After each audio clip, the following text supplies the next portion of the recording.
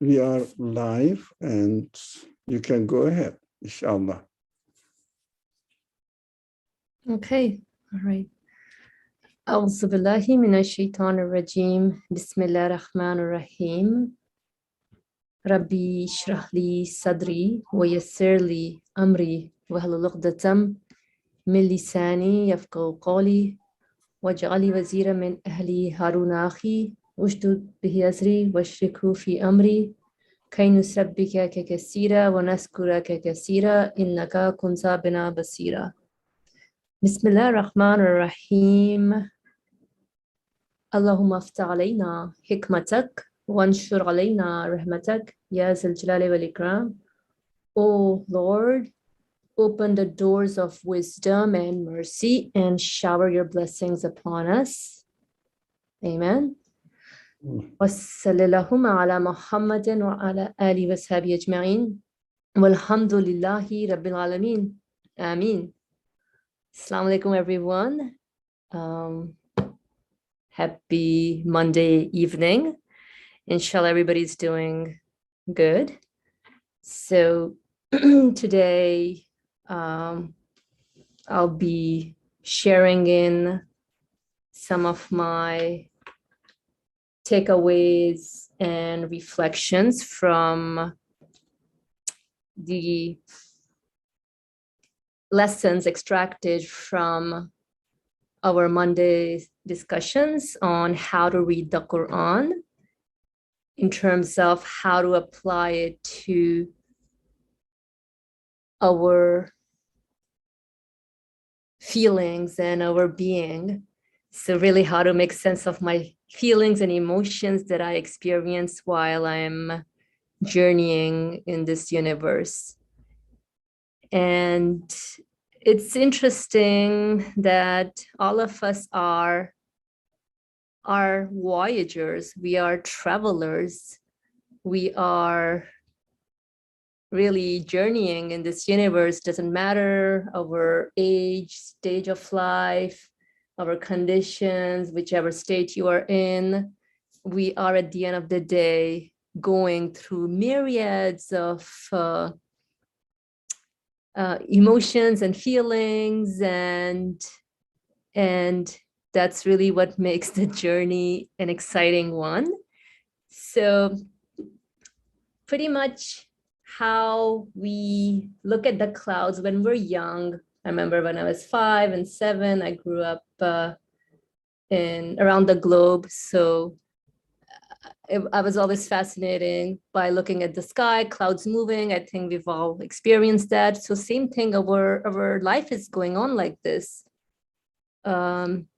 This morning, we all woke up, did our chores, we went to work or took care of kids, or we went to school, and here we are, at least in the Northeast, it's evening and nighttime. So what happened? It's suddenly dark. Where did daylight go? Where did the sun go? And with this, throughout the day, we experience lots of things. Basic things we can definitely relate with: hunger, thirst, the need to clean ourselves, and so on and so forth. But there are other things going on as well. And so we wonder when we come to this time of the day, like, what did I do today? Here's another week, another Monday. Am I just here Monday to Friday, 8 a.m. to 7 p.m. and is this my life? Is this it? No, I mean, practically speaking, yes, but there's gotta be more to it, right? We gotta extract some meaning of it while we're journeying. So what's the purpose of this journey? What am I supposed to do? So with that, just a little introduction, and just briefly wanna go over some verses that I got the opportunity to just reflect on, and how does it apply to our day-to-day. So there is this section in the Quran called that which must come to pass. The Arabic is al-waqia. And it's just like picking up a book. You're like, wait, that which must come to pass. What is it? Just morning time just went by. Summer vacations just went by. My youth just bid me farewell. Something just passed. It's like constantly passing. And I think it's very catchy. We can all relate to this. We just had dinner, so that just passed. All of you must be coming from school or work. That just passed.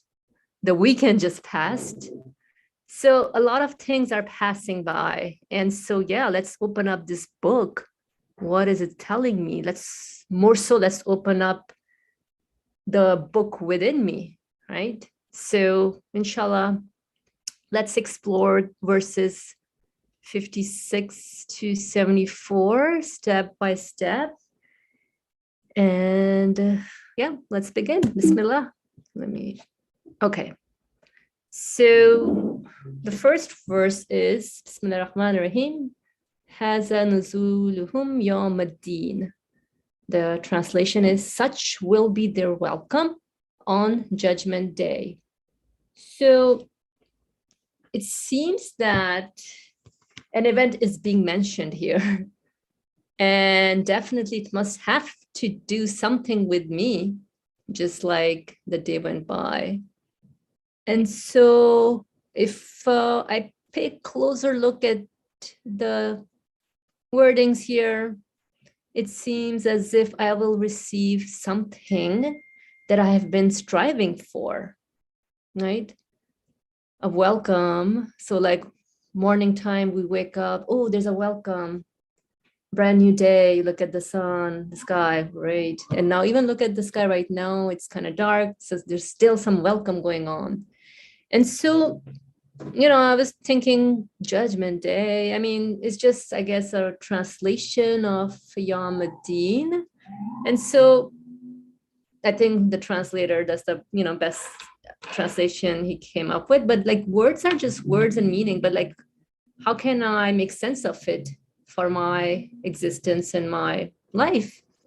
And so I was thinking, okay, I hear the word judgment. So you must also hear the word judgment. What comes to your mind when you hear the word judgment?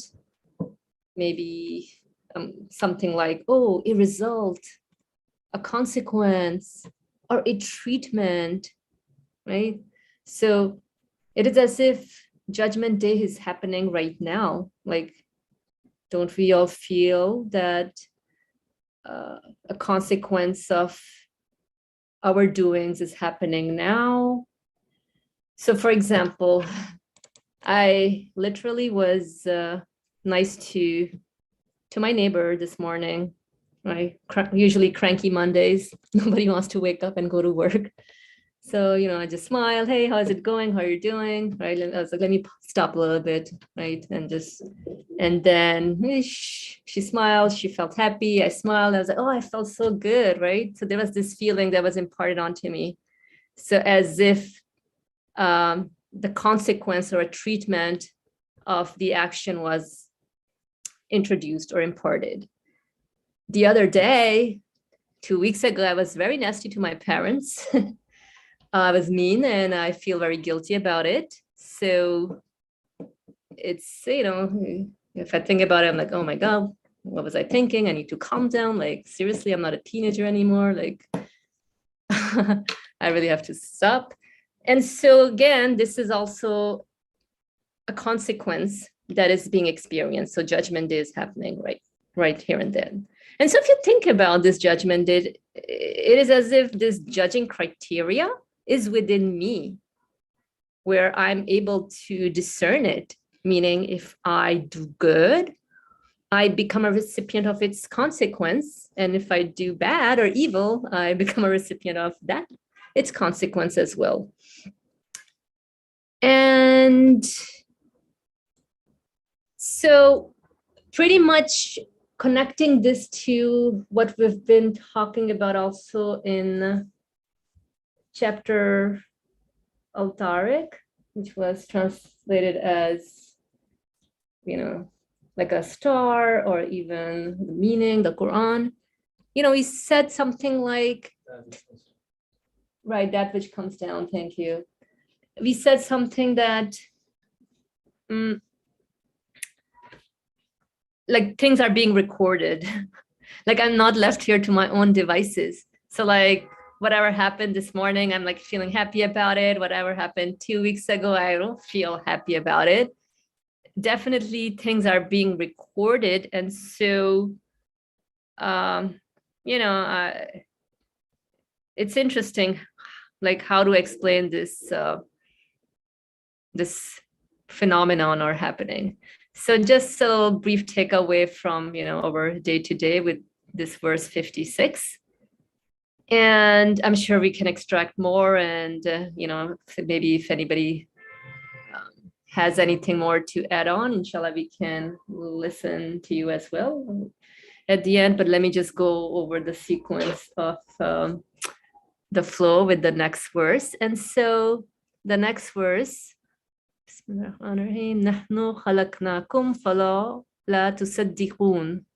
translation, it is we who have created you, O man. Why then do you not accept the truth?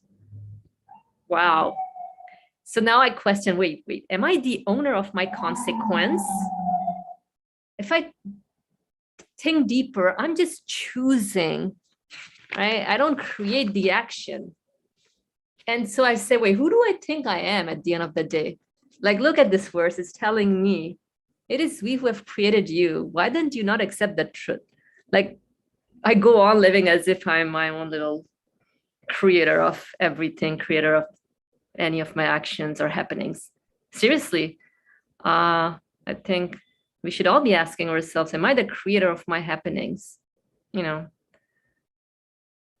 Because what can I control at the end of the day? Can I control my life?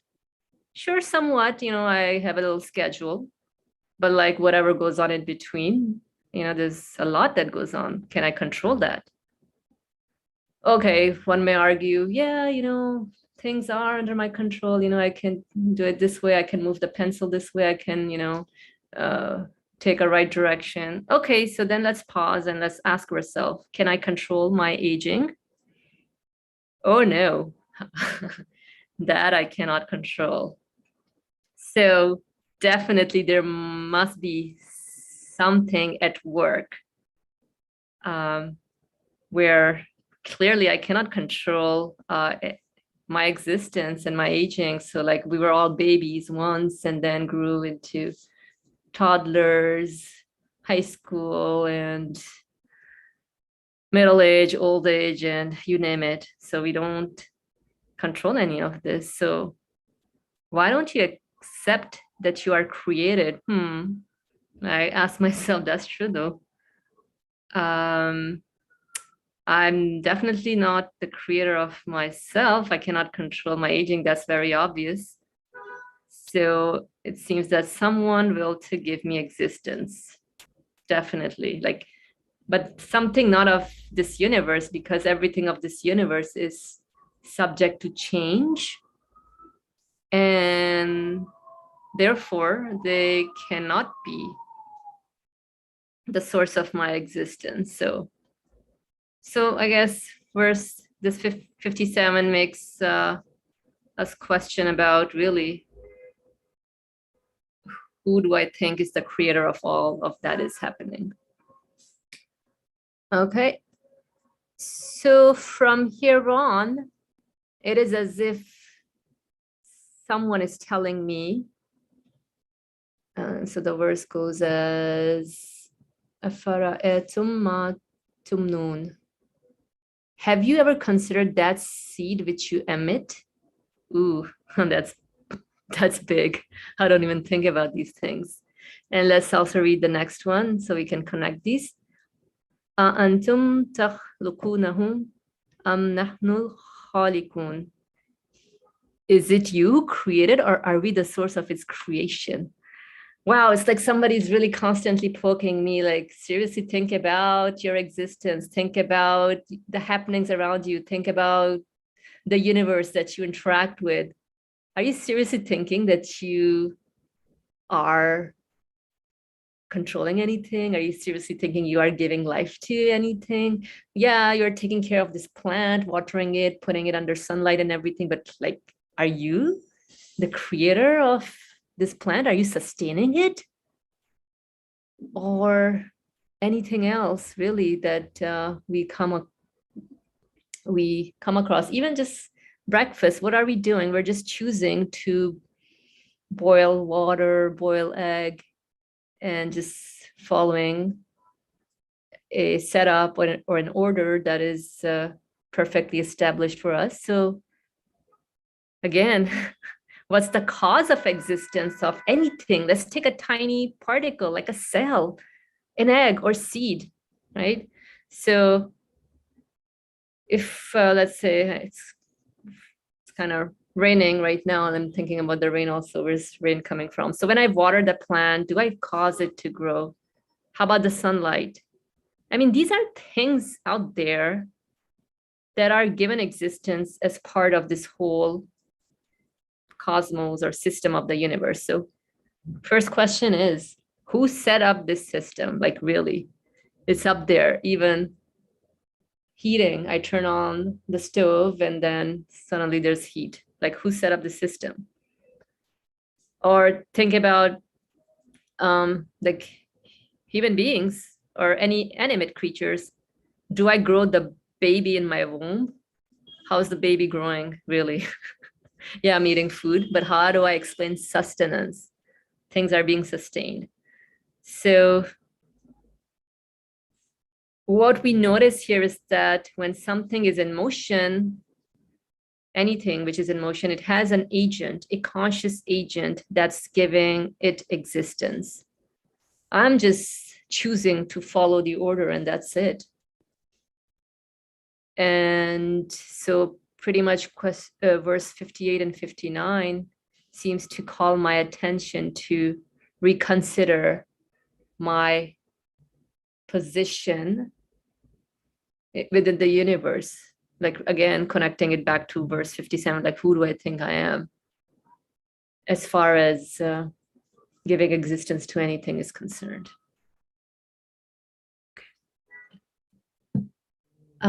So let's look into the next two verses.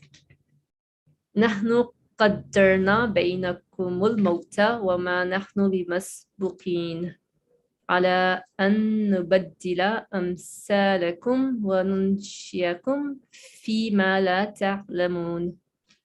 Translation: We have indeed decreed that death shall be ever present among you, but there's nothing to prevent us from changing the nature of your existence and bringing you into being in you in a manner as yet unknown to you. Whoa, slow down, whoever's speaking to me. Like, doesn't matter, like if I've concluded who's speaking to me, but like if somebody is addressing me like this, I'm like, wait, let me try to understand what you're saying and can I confirm this? But here I see hashtag death. Definitely that's part of our reality. We all are dying every moment, and the ultimate death is coming soon. Definitely at the end of the tunnel. We don't know how short or long someone's tunnel is, but it's coming. It's there. And so how do I explain this? Pretty much where, you know, as if what I think I know or observe, it's not it. I may say, yeah, that's it. We come here, babies are born. You go through a little life stages, and then we die. Bye-bye, we're done. No, it's gotta be more to this. Like, I don't think so. The human consciousness can accept death to be the end to my existence. And so what I think I observe is not it. I cannot just suffice myself at a superficial level. No, we're not 5 years old anymore, right? We're all growing. So there's more to it. There's more to our existence, and definitely death. No, we cannot accept death to be the end of our existence. And so definitely we do notice death, and I know that everything here, including myself, is subject to decay. Nothing lasts here. So our memory may stay with us along with our consciousness. So we have our tools that are given to us, our consciousness is there, but death is like the big elephant that is always in the room. And I can choose to ignore it because when we are busy with like other mundane, worldly things, gains, we're like, yeah, no, it's not yet for me. But I know it and I'm aware of it, but I choose to ignore it. Can anyone escape from death? No. So that's just like clear witnessing to ponder over my existence, because clearly I'm not in control of my existence. I cannot even control my death. I don't even know if I'll wake up the next morning. I don't even know if I'll be able to speak the next moment. And so if we really think about all this, that I'm in control of nothing here. And so there must be something beyond the existence of this universe, because my consciousness is sure of that. How do I explain this heightened awareness that I have that does not accept death to be the end to my existence? And so I may imagine that existence is until death, but let's think about it. Can a rational mind really accept this? Not really, not at all. I think on Saturday's class, we were discussing about even a little child, 5 years old, like won't accept when we tell him, oh, your so-and-so great grandma or uncle or great auntie passed away. Like, where, what? No, this is not possible. Like, how? Right? So we always say, oh, we'll meet them. You'll meet them sometimes later, but they have either turned into something else, a butterfly, or I don't know. But like nobody except that can be the end to my existence. I think that's something that we should sit with, because that's like the first stepping stone to then think about one's reality. Then all these existential questions would come in, like, what am I? What am I doing here? Who am I? Like, where am I going? Right? Those kind of existential questions, or what am I to do here? Seriously, like here I am journeying, but what is my responsibility? Like, do I have a responsibility? What is the purpose to all of this wonderful beauty and gifts given to me? And so seriously, I'll go crazy if that was the end to my existence, right? As a baby, none of us knew the outside world, right? We were, inside having fun in the little tiny universe of the womb. But now we are in the big womb of the universe, and we don't know what's outside this womb, or really how it looks like, but definitely an outside womb of this universe must exist. So hence, death is a new beginning to my existence, where I'll be starting afresh, just like every day we start a new existence. So just like we were brought into existence here, like we're going through a little existential journey here, and then we'll be brought somewhere, which will be the start to a new type of existence.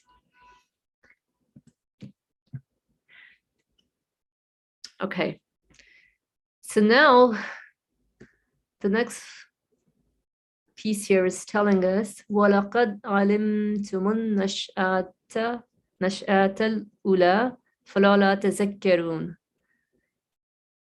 And since you are indeed aware of the miracle of your coming into being in the first instance, Why then do you not bethink yourself of us? Oh my goodness, I totally flipped when this message was spoken to me, because this is what we've been discussing just the past 5-10 minutes. Like, this is the reality, right? We all went through experiencing that reality and talking it through. And it is as if I'm being helped to confirm that reality. And so deep down, we are aware of the nature of this universe, how we were brought into existence. None of us choose to come into existence at a specific day, time, year, geographic location, family, parents. We don't choose that.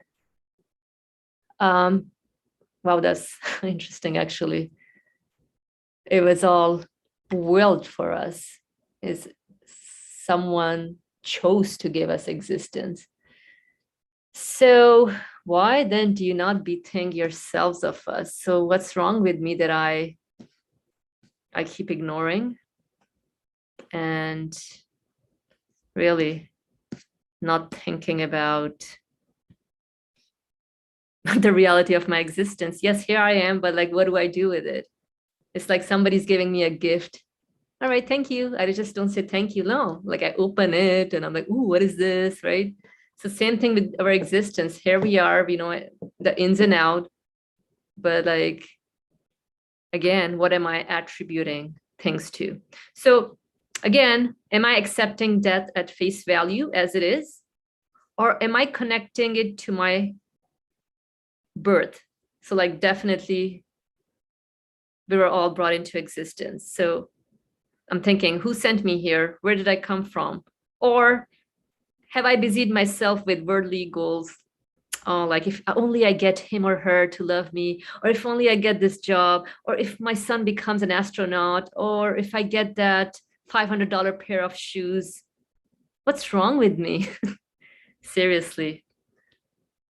So I think we can all question some of the obstacles preventing us all to question our reality. So really, what are the obstacles preventing me to live a satisfied existence here? Because clearly, if I'm not being told about the reality of my existence, I'm not satisfied. Thank you for giving me existence, giving, everything, but like, what am I to do with this? Especially if death was the end to my existence, then I'm not satisfied. Because the existential questions are always lingering there. They're like our baggages we're carrying with us, but you do something with it, right? You use those baggages. You're just not carrying them like a donkey. No, you put them aside, and then you're like, okay, let me work it out. And so if some interesting keyword were mentioned here in this message, miracle.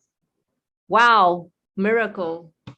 Our coming into being is a miracle. The earth rotating right now while we're sitting is a miracle. It's totally dark outside in the northeast. That's a miracle. Like earlier was daytime. Like what happened? That's a miracle. How do I explain that? Wow. So pretty much I think connecting everything to how it's coming into existence, it's almost everything is a miracle. Your birth is a miracle. The moon is a miracle. The sun is a miracle. Even a teardrop, the teardrop that fell on your face, that's a miracle. Like it did not just happen sporadically. Someone willed to give it existence. And so everything around us is a miracle. All right, so then the next couple of verses, they are combined together. So أفرأيتم ما تحرثون أأنتم تزرعونه أم نحن الزارعون لا نشاء لجعلناه حطاما فظلتم تفكهون إنا لمغرمون بل نحن محرومون. And translation goes as, have you ever considered the seed which you cast upon the soil? Is it you who cause it to grow, or are we the cause of its growth? For were it our will, we could indeed turn it into chaff, and you would be left to wonder and to lament. Verily, we are ruined. Nay, but we have been deprived of our livelihood. So whoever is conversing with me here is totally telling me my reality, which I don't pay attention to, right? So how do I react to events and situation in my life? Like we gave the example of the seed and the plant coming in, like, but I'm not giving it existence. I'm just watering it and choosing to just obey the order, or obey whatever system is set up. But like anything, like when everything is good, we don't even question existence. So for example, when we are healthy, we don't even think about our health. Or when we are wealthy, we don't even think of our wealth. But when something goes wrong, that's when the consciousness gets awakened that, whoa, what's going on? Like, who's depriving me of things that I'm supposed to be having? Well, hello, what you're talking about, it doesn't even belong to you to begin with. They have been endowed to you, they've been given to you. And so really, so again, how do I react to events and situations in my life? And so when something goes wrong, it's a call, or it seems to be like an invitation for me to think again about the source of my existence, or the source of existence of the health, or the source of existence of the wealth, and really be grateful to it only, right? Sure, I had the apple. I'm like, yay, thank you, apple. No, thank you, apple, for serving me. Thank you, my Lord, or thank you, the creator of the apple, for serving me through the apple. But again, these verses are again calling my attention to, why do I go on living as if I'm entitled to things endowed to me? Because first of all, I don't question their source of existence. So I end up attributing the things to myself, like, yay, yeah, I'm giving existence to my health. I'm living a healthy life, diet and exercise, you got it. Or I end up attributing things to the things themselves of the universe that are dump matter and need to be given existence. And so let's look into the next two verses. أفرأيتم الماء الذي تشربون أأنتم أنزلتموه من المزن أم نحن المنزلون. So translation here, have you ever considered the water which you drink? Is it you who cause it to come down from the clouds, or are we the cause of its coming down? Wow, this sounds like poetry, to be honest. In terms of like how things are worded, like, knock, knock, hey, if you're enjoying this, like, do you think about what the source of existence of even the water is? Like, we do a lot with water. I was just conversing with some teenagers earlier. Oh my goodness, they came with a big list of what we do with water. Yeah, there's like, we drink it, we clean, I don't know, we dilute solution, we clean our pets. And so right now in the Northeast, it's kind of drizzling. So those of you who are here in the Northeast, yeah, it's perfect timing to question, like, really, how do we explain the raindrops coming from? Like really, yeah, the clouds, but hello, stop being superficial. Like, who set up the system? Like, what's the agent behind sending down of these raindrops or anything? So again, like these sequences of verses is really drawing my attention to what the source of existence of anything is, which clearly is not of the nature of this universe, because nothing of this universe has a conscious will of its own. Things are subject to the order, things are willed to be given existence. So how can they be sustaining me or the clouds? Okay, and here goes piece 70. La nashau jalnahu ujajan falala tashkurun. It comes down sweet. Were it our will, we could make it burningly salty and bitter. Why then could you not give thanks unto us? Wow, it seems like a little conclusion for me to draw upon where, yeah, things are in such a miraculous way, in a beauteous way, in a merciful way, where it's not like bullets coming down from the clouds or the clouds falling down like rocks or anything that's salty. No, it's perfectly fitting over human nature. So yeah, like even for that, why don't I think about it to appreciate the artist of this universe, the caretaker of my existence, and give only thanks to him alone? So really think about it, how water comes down perfectly in measurement, right? Just like if you open up a little bit your shower, you can adjust the measurement according to your liking. Same thing with the temperature. So there must be an absolute source giving existence to this sweet moment, even right now, right? So that's really negating that nothing of this universe has the power to satisfy me, la ilaha. And so when I realized how I am favored with not rocks falling down from the sky, why don't I say thank you to the one who sends things down gently and harmoniously? Okay. And next up, let me read this. أفرأيتم النار التي تورون أأنتم أنشأتم شجرتها أم نحن المنشئون? Have you considered the fire which you kindle? Is it you who have brought it into being? Is it you who have brought into being the tree that serves as its fuel, or are we the cause of its coming into being? Remember, I told you it's like poetry, really.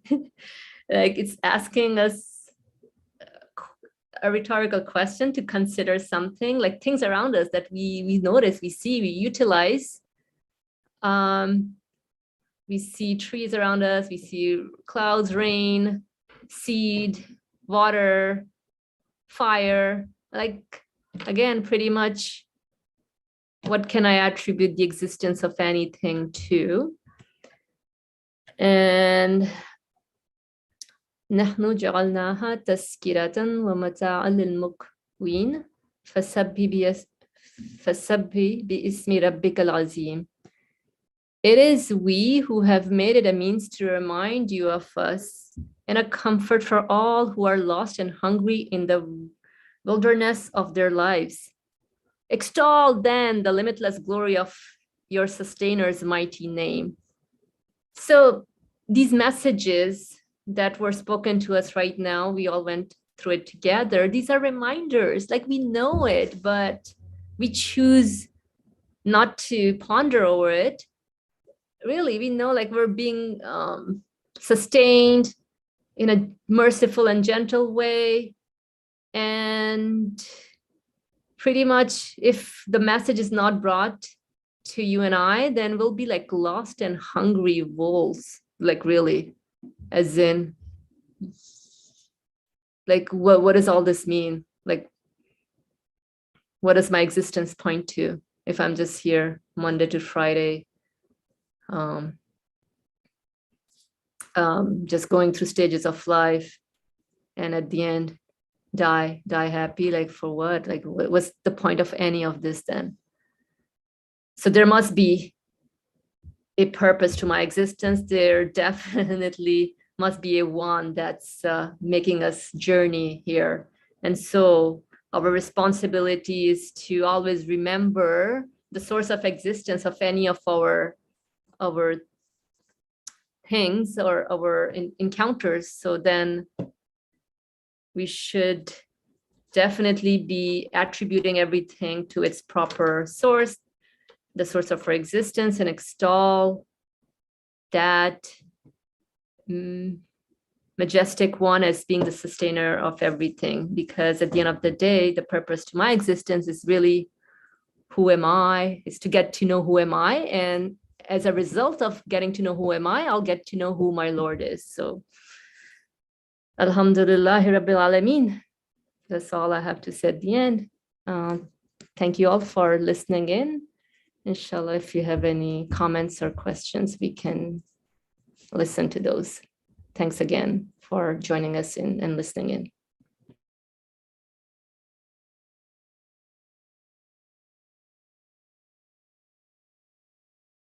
Thank you, Fariha. Thank you for a beautiful presentation, prepared well.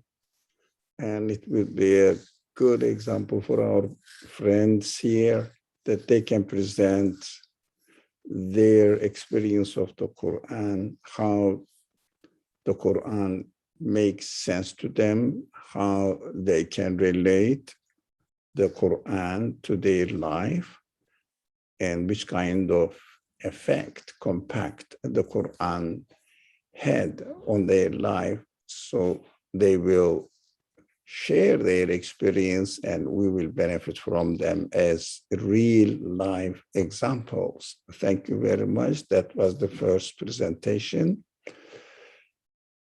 We gave an assignment for our friends here. And if anybody would like to contribute their understanding or experience of the Quran and extended their experience to us, and we will benefit from it as real life experience so that I can relate it to myself as well. So far, several friends responded positively. We are very happy with them. The first one, Fariha. The second one was Suhail Dar. So I don't know whether Suhail, would you like to present it? We have 16 minutes. Do you think you can squeeze your presentation in 16 minutes, or would you rather prefer to have a larger time? Assalamu alaikum. No, I can do it, inshallah. Let me share my screen. Okay, you can do it. You are the co-host. Please, I'm very pleased that you are willing to do that today. Thank you. So you can share your screen. Yep.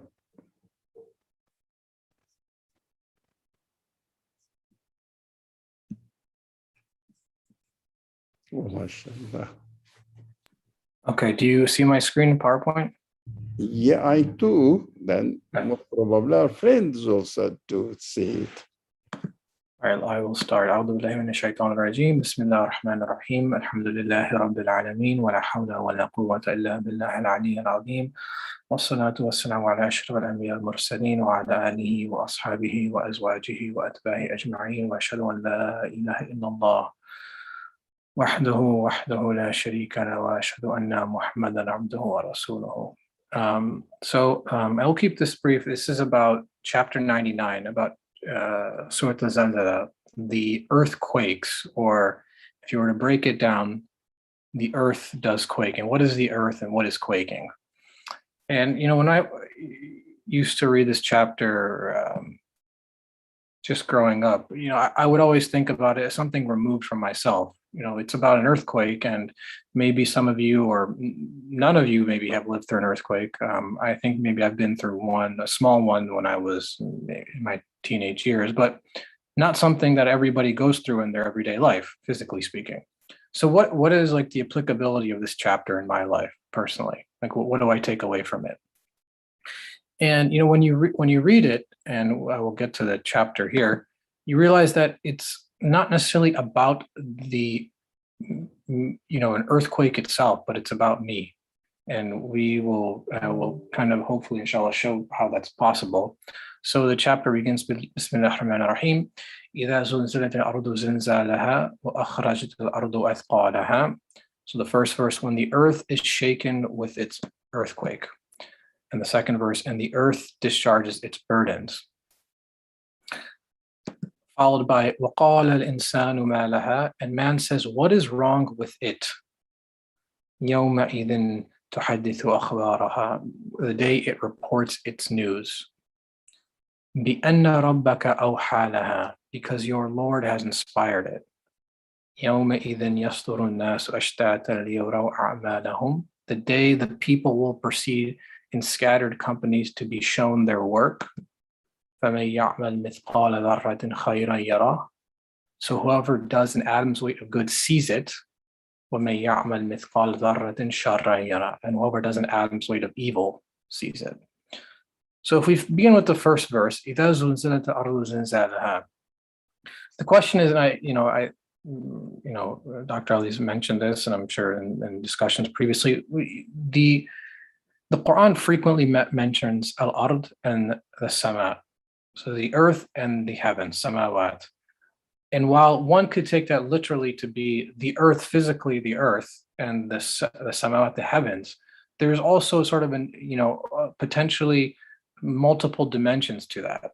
So one could say that the ard is the physical apparent thing. So for example, let's say myself, and the samawat is sort of the inward aspect, the meaningful aspect of things, how I think and feel. Or for example, I look at the sun or the tree or the stars or the moon, or my environment, and there's a physical and then there's an inward aspect, or the meaningful aspect. In the same way, I essentially, as a body, my material body is essentially earth. There's no difference between me and the soil. That's what the Quran says. I'm just dust. I'm made from dust. And that's what the earth is. It's dust. And that's who I am. I am essentially the earth in that regard, materially speaking.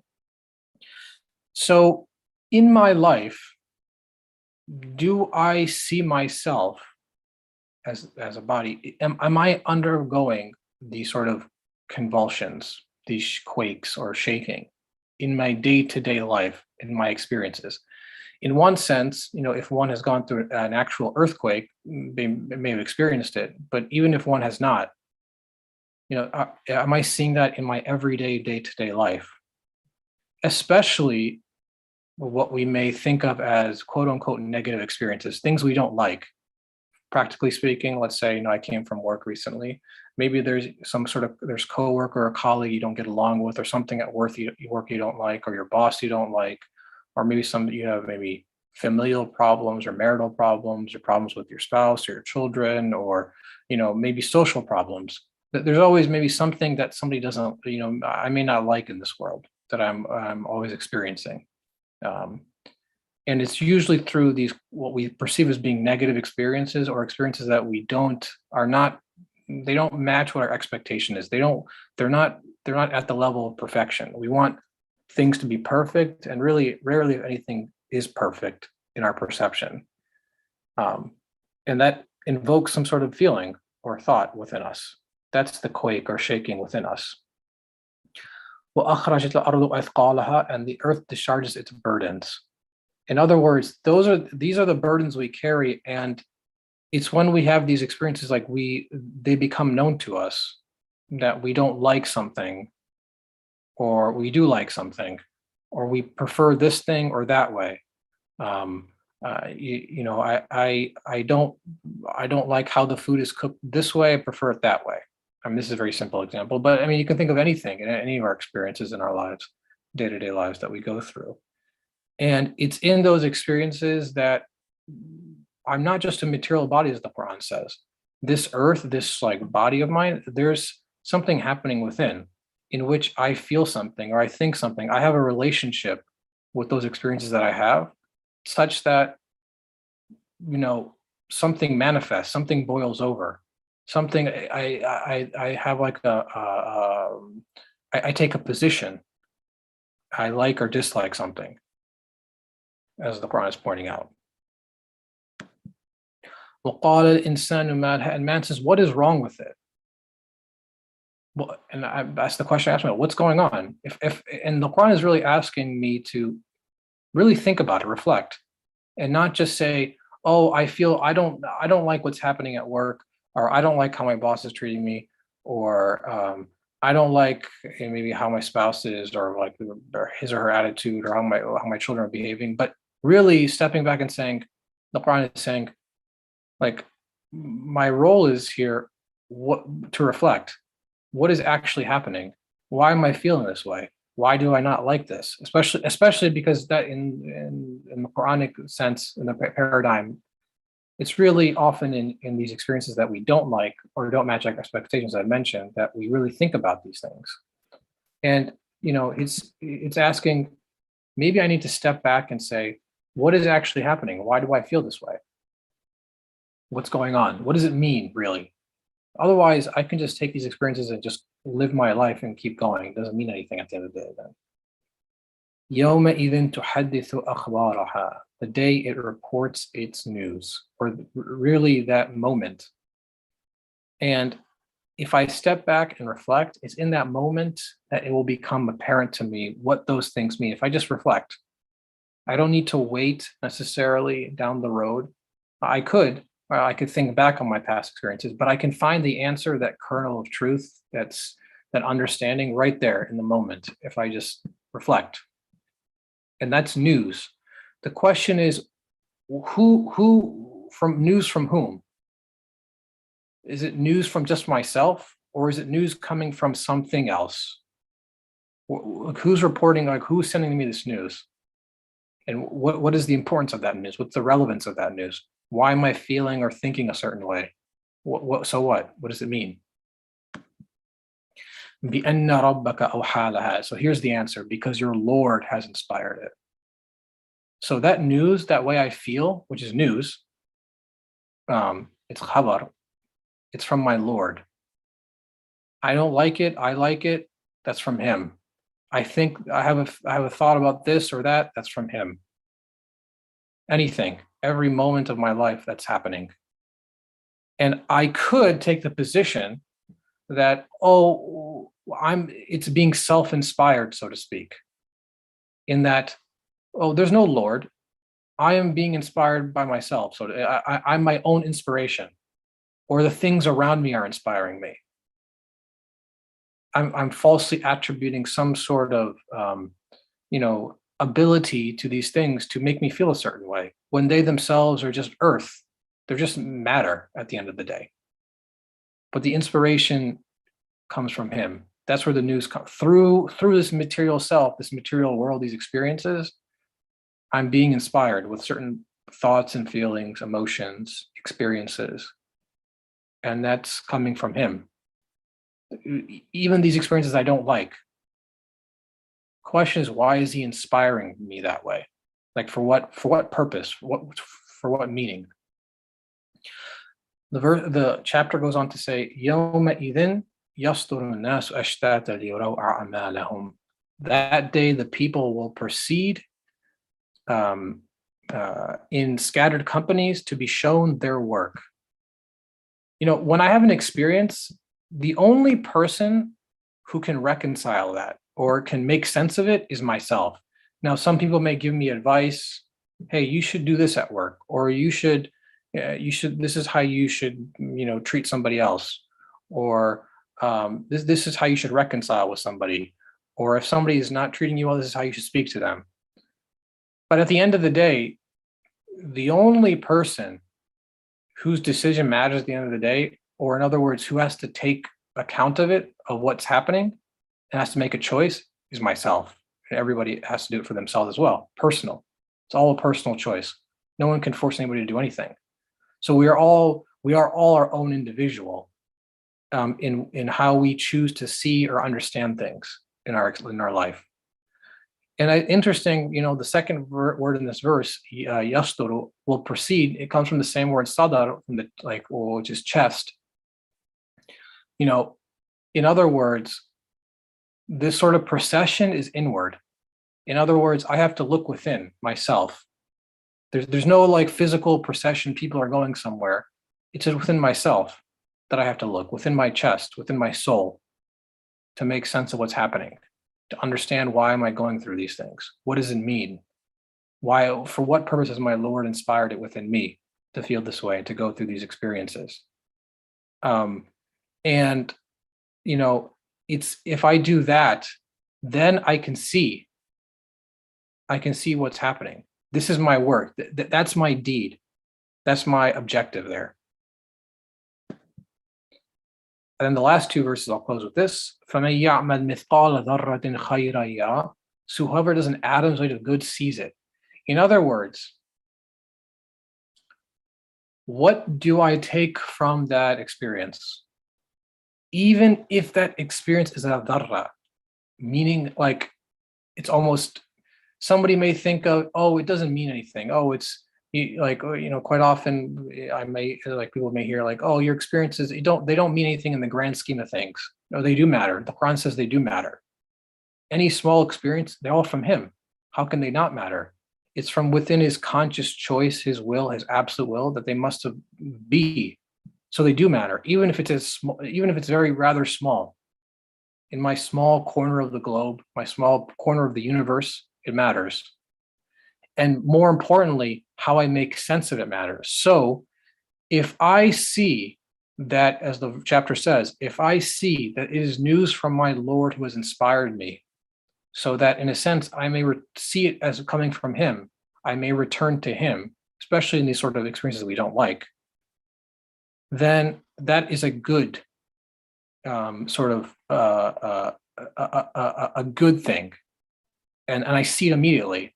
Because when I connect back to my Lord in these experiences, that in and of itself is good. That in and of itself provides me relief or comfort. Let's say, for example, like I said, going back to the boss example, if my boss is not treating me well or I don't like what they're doing, knowing that, maybe as an experience, as a lesson from my Lord that you don't like it, well then if you are in that position, maybe you should not treat others this way, or you shouldn't do this thing. And also possibly who truly has power and dominion over things. Is it your boss, or is it the one who, creates the heavens and the earth? Who does? So many lessons that we can take from our experience, not just one, but innumerable lessons. And وَمَن يَعْمَلْ مِثْقَالَ ذَرَّةٍ شَرًّا يَرَهُ. Whoever does an atom's weight of evil sees it. Maybe I take that experience as being meaningless. I get upset or angry and don't do anything else with it, rather than trying to make sense of it and seeing it as some sort of learning process that's taking place, in which I can know who I am myself, and therefore get to know who my Lord is, or have a relationship with my Lord through that experience. If I just cast it away, then that's an evil. And it doesn't, in a sense, I see it because I'm never satisfied then. If I just am going through one negative experience to another, I'm never happy, or I'm never content. Because then I see everything else as sort of, being in conflict with me. Everything in the universe being in conflict with me. Everybody else is doing something to harm me, potentially. Versus the goodness in seeing that everything must be under his watchful eye, and that only he determines things, or he inspires things to happen, and inspires how I think and feel about them. So just some key takeaways. The symbolism here in this chapter: earth as the all-inclusive self. So not just my body, my material body, but within that body, or not within, but the body is sort of a vehicle or a means for me to go through these experiences from my spirit, my intellect, my heart, and I make sense of those experiences through those things. And those burdens are our experiences, especially if they're negative. Because that's usually quite often the time we take lessons, or we learn, or we pay attention. Not generally if things are going well from our expectation. And the news is the news that comes from him being shown to our conscious self. It's important, conscious self within the chest. That's who we are. We're not body, but we are the spirit, this immaterial spirit. And that news is being spoken to us or sent to us. From whom? From our Lord. Inspired. Those experiences are inspired to exist. And more importantly, how we think and feel, no matter how small they are. That doesn't matter from the Quranic perspective. And each of us then must reconcile as to what they mean, either as coming from him, which is good, because from him, those are being used as a means to turn back to him and educating us about our reality, or being meaningless, which is evil. So this is my brief, just sort of presentation on Surah Al-Zalzalah. I don't know if anybody has any questions. I know we're out of time, but that is what I wanted to share. Thank you, Suhail. Thank you. It's a beautiful summary. I believe it is just the summary of your presentation, more understanding of the section of the Quran, Zalzalah. So this is the 99th section of the Quran, as well as I remember that you told us. But thank you. It was only this much, the perfectly presented within a very, very limited time period. Thank you again. And we would like also other friends here to contribute their takeaways from the Quran and how they applied these verses to their life, and which kind of methodology, or as the Suhail presented, which kind of symbolism they learned from the Quran, and share their feelings with us. God willing, we would like to hear from others as well. But at the same time, today we had two presenters. Next week and onwards, we will have one presenter. As long as there is a presenter willing to do that. And then the rest, we will continue our chronological studying of the Quran as well. So inshallah, next week, we will continue with the presentation of one of our friends here. And inshallah, next week, we will continue and conclude the chapter Tariq. Thank you very much. And if anybody else is interested in presenting their understanding of the Quran, whatever they have experienced from the Quran, how the Quran had impact on their life, then they can write to me. My email address is very simple, as my name, alimurmur@gmail.com. Very simple, as my name, gmail.com, or write to Hamim, and the Hamim administrator will forward it to us, and we will arrange our halakas accordingly. Thank you very much. Inshallah, I see you next Wednesday, Saturday, and next Monday, inshallah. Bismillah ar-Rahman ar-Rahim. Subhanaka la ilma lana illa ما علمتنا إنك أنت العليم الحكيم وآخر دعواهم أن الحمد لله رب العالمين بحرمة سر سورة الفاتحة.